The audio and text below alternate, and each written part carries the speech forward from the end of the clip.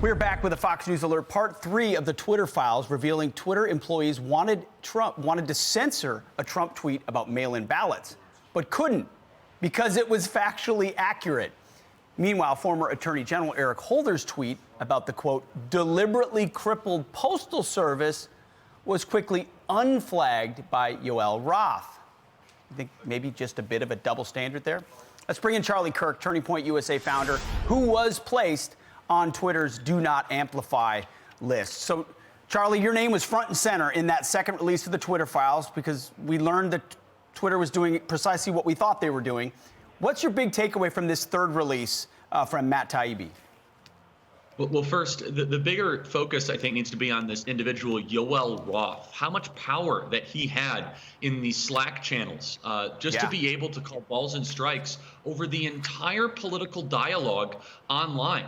You know, we talk a lot about the work we do at Turning Point USA about separation of powers and how one person should not be able to have absolute power over society. As Lord Acton famously said, absolute power corrupts absolutely. And this boy king that worked for Twitter that no one elected, that no one even knew existed, was able to say, you know what, I don't think millions of people should be able to see this content. I don't think millions of people should be able to process the news by the push of a button behind an anonymous computer screen.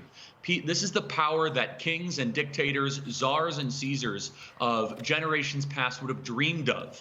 The big takeaway from the Twitter files, and yes, I was individually targeted, is that we can no longer allow a tech oligarchy, a tech dictatorship, absent the traditional constitutional checks and balances, to continue to reign terror over our speech in America.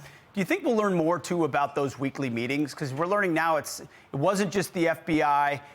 It was also the DNI, the Director of National Intelligence. That office was involved in these meetings. The nexus between big tech and big government, to me, is the scary part.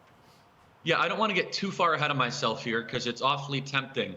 But it appears as if the Department of Homeland Security, the Department of National Intelligence, and then the FBI almost had an embed in Twitter, so much so that Yoel Roth in these private Twitter channels was bragging to his colleagues that he had to disguise the meaning of these meetings. Yes. He said, usually I'm a big believer in meeting transparency, but now I have to come up with different terms to who I'm meeting with about Trump.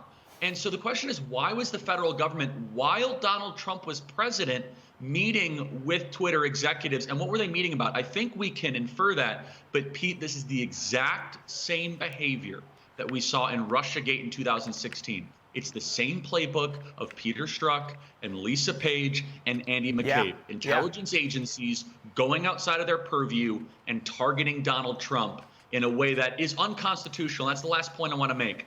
Twitter, DHS and DNI going to Twitter and then stifling our speech, stifling my speech, is unconstitutional. The government is not allowed to silence American citizens, period, through themselves or by proxy. What they did was likely illegal. Well, bottom line also, I want to salute you. I mean, they're targeting you because you're very effective at communicating truth and you're uncompromising in your commitment to that.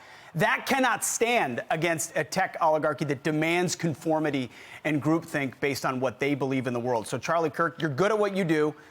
You're not silenced there anymore. And you also pointed out, imagine what they deleted before this was all exposed, too. This is just the Twitter files we've seen before Jim Baker got his hands on them. So, Charlie, keep fighting. We appreciate your perspective, always. You got it. I'm Steve Doocy. I'm Brian Kilmeade. And I'm Ainsley Earhart. And click here to subscribe to the Fox News YouTube page to catch our hottest interviews and most compelling analysis.